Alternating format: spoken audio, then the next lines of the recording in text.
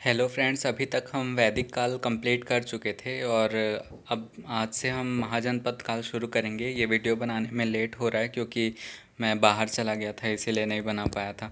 तो कुछ बहुत सारा काम पेंडिंग था इसीलिए। तो आज हम महाजनपद काल शुरू करेंगे। तो ये जो महाजनपद काल था वो क्या था, छठवीं शताब्दी ईसा पूर्व का टाइम था, है ना। तो क्या हुआ, ये महाजनपद क्या होता है इसको पहले देखते हैं। तो क्या है, आर्य जातियाँ परस्पर क्या है वो मिलने लगी, एकजुट होने लगी। क्या है कि पहले बहुत सारे कबीलों में विभाजित रहता था, तो ये आर्य जातियाँ क्या है विलीनीकरण होने लगा इसमें, है ना। तो क्या है कि कबीलाई जनजीवन समाप्त हुआ। तो कबीलाई जनजीवन जो था वो क्या है समाप्त होगा, तो क्या है क्षेत्रीय भावना का विकास होगा। मतलब कि जो पहले अलग अलग रहते थे वो अब क्या है एकजुट हो गए, तो एक क्षेत्र का निर्माण करने लगे, है ना। तो फिर क्या है, वैदिक काल में जो सीक्वेंस था जिसमें जन होता था, वो जन क्या है जनपद में परिवर्तित हो गया, है ना। अब यही जनपद जो था वो भविष्य में परिवर्तित होकर महाजनपद में बदल गया, ठीक। तो यही महाजनपद काल था जो छठवीं शताब्दी ईसा पूर्व का टाइम था, ठीक। तो ये एक साम्राज्य टाइप का बन गया था, है ना। तो उसके बाद क्या है, महाजनपद काल की जानकारी हमें किससे मिलती है। तो क्या है कि महाजनपद की संख्या 16 थी, है ना। तो क्या है कि अलग अलग ग्रंथों में ना अलग अलग बताया गया है, लेकिन कुल संख्या 16 ही बताए हैं सभी जगह में, है ना। तो फिर बौद्ध ग्रंथ में देखेंगे तो अंगुत्तर निकाय। तो अंगुत्तर निकाय क्या है, ये सूत्र पिटक जो है उसका भाग है ना। तो अंगुत्तर निकाय में 16 महाजनपद की मतलब बताया गया है उसमें, तथा इसकी रचना किसने की थी, आनंद ने की थी। उसको हम लोग फिर से बौद्ध जब पढ़ेंगे तो उसमें अच्छे से बताऊंगा।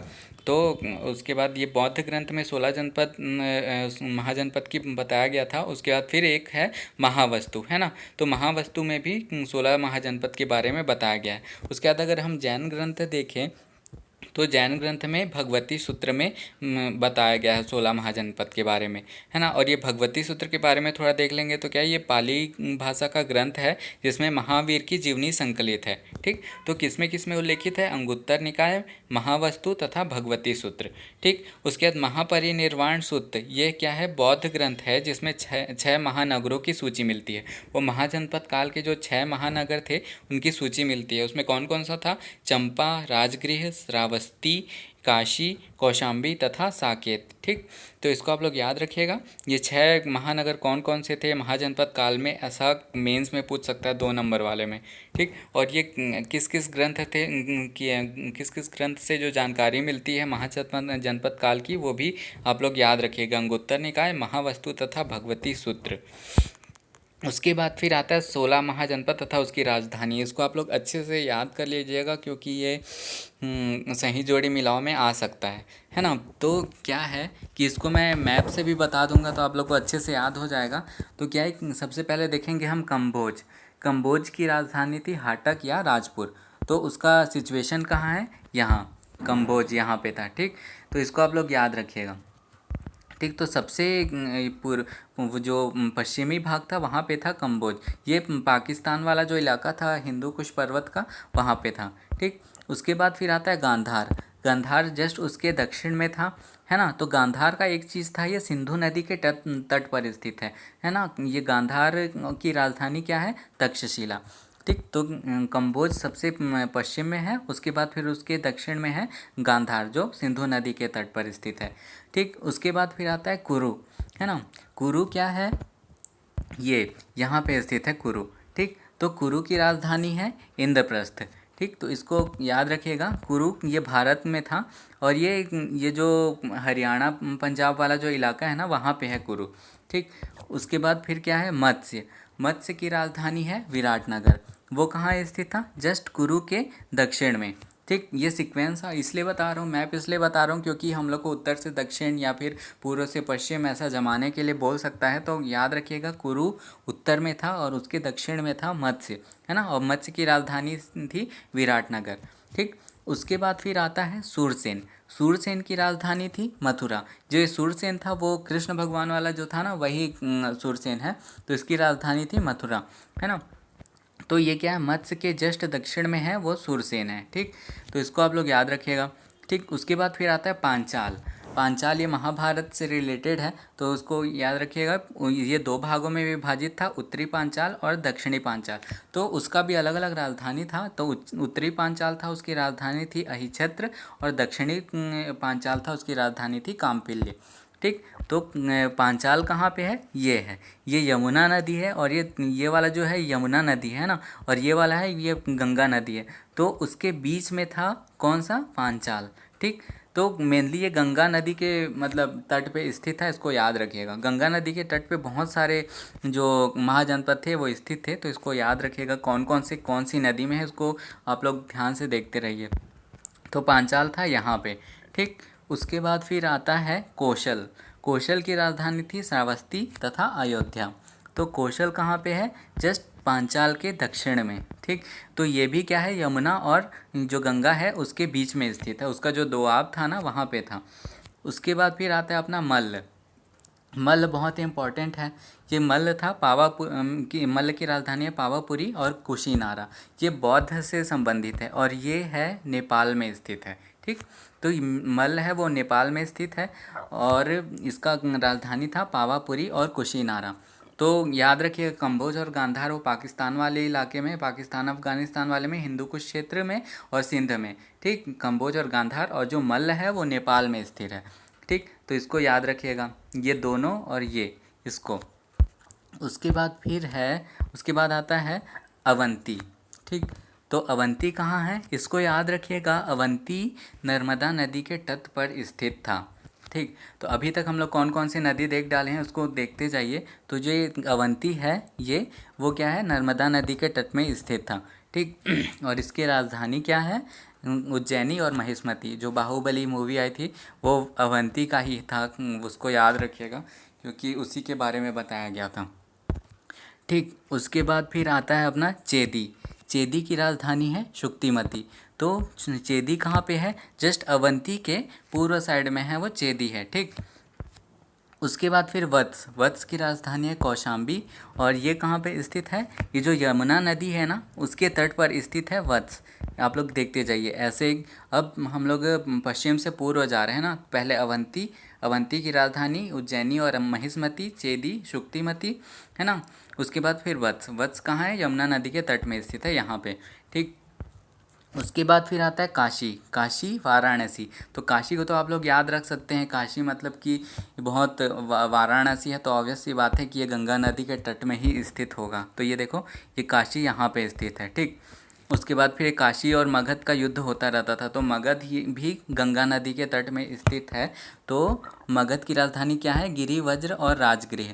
तो अभी यहाँ पे पाटलिपुत्र नहीं आएगा राजधानी ना, वो जब वो मतलब अपना अजातशत्रु और जो उन लोग थे उन लोग के टाइम में आता है, इसकी राजधानी पाटलिपुत्र बनती है। लेकिन अभी इसकी राजधानी राजगृह और गिरिवज्र होगी महाजनपद काल में।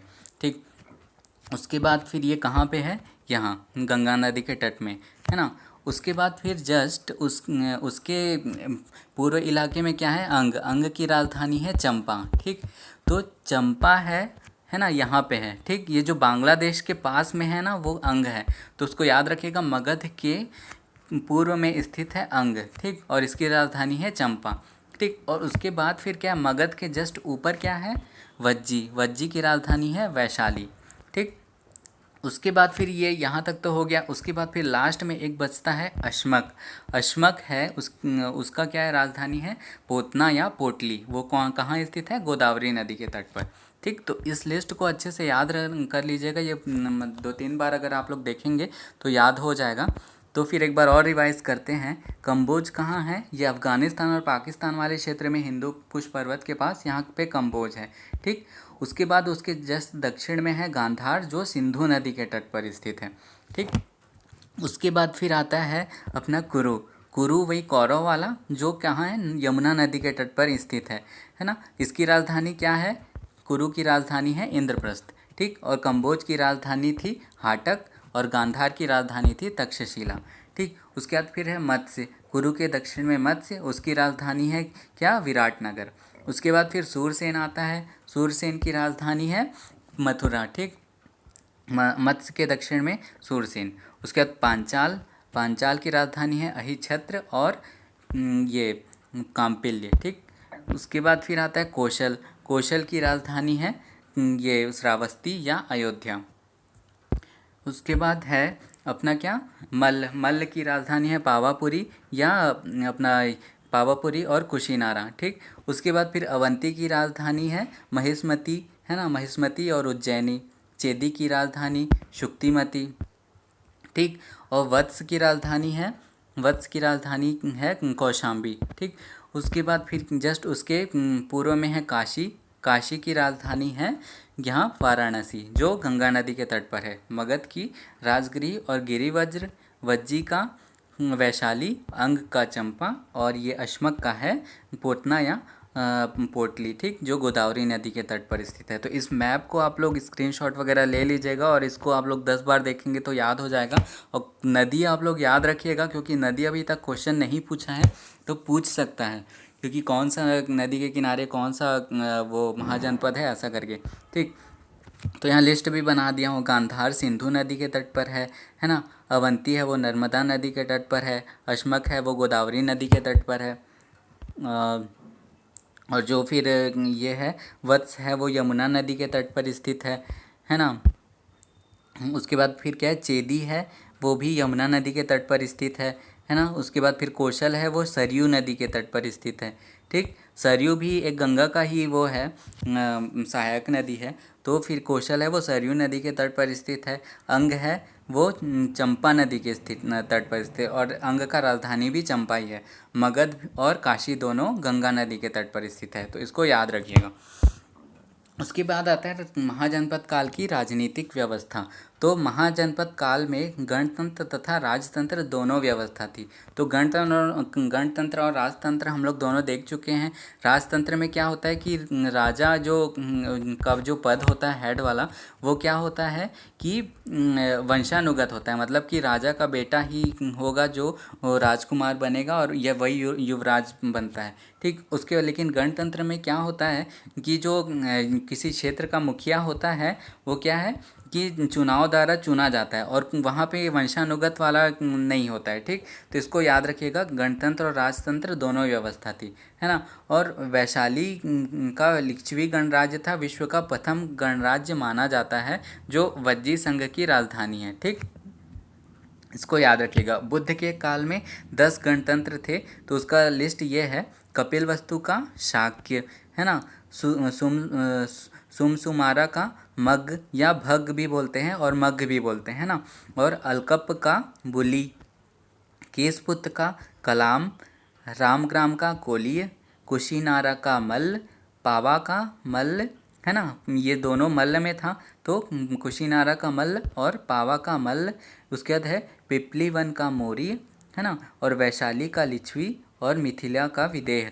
ये मेंस में पूछ सकता है ये लिस्ट, इसको आप लोग अच्छे से रट लीजिएगा, है ना। उसके बाद फिर आता है ये मेंस का, मेनली मेंस के लिए एक क्वेश्चन है, इसको मैं ऐड कर दिया हूँ। तो इसमें क्या है, महाजनपद काल को द्वितीय नगरीकरण क्यों कहा जाता है। तो इसमें मेंस के लायक मैं आंसर भी बनाने की कोशिश किया हूँ। तो इसमें ऐसा है कि किसी भी सभ्यता का शहरी या नगरी होना इस बात पर निर्भर करता है कि वहाँ की सामाजिक, राजनैतिक तथा आर्थिक स्थिति किस प्रकार है, ठीक। तो महाजनपद काल की सामाजिक स्थिति में क्या था, क्या है कि वैदिक सभ्यता में व्याप्त कबीलाई संस्कृति थी, वो आगे चलकर ह्रास हो गई तथा एक स्थायी सभ्यता का विकास हुआ, है ना। कबीले जनपद में परिवर्तित हुए तथा जनपद महाजनपद में परिवर्तित हो गए, जो एक वृहद सामाजिक संरचना थी, ठीक। तो यही वृहद सामाजिक संरचना होगी तो क्या है कि वो एक शहर का रूप लेगी। गाँव क्या है, छोटे होते हैं, लेकिन क्या है कि जो शहर होते हैं ना वो बड़े बड़े होते हैं, है ना। तो इसीलिए क्या है, महाजनपद काल एक शहरी संरचना को डिनोट करता है, ठीक। उसके बाद फिर क्या है, राजनीतिक व्यवस्था। वैदिक काल के पश्चात क्या है, क्षेत्रीय विस्तार हुआ तथा गणतंत्र तथा राजतंत्र जैसी व्यवस्था का विकास हुआ, है ना, जहाँ केंद्रीय सत्ता अधिक शक्तिशाली थी, ठीक।